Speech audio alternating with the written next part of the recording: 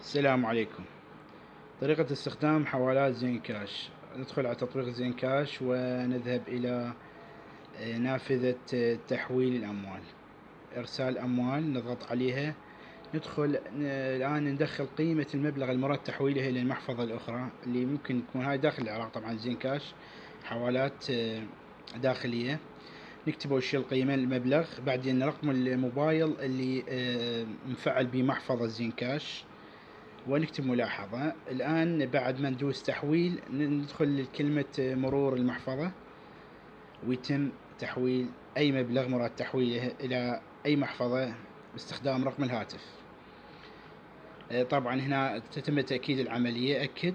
بعد ذلك راح تجينا رسالة على الخط يعطينا تفاصيل التحويل.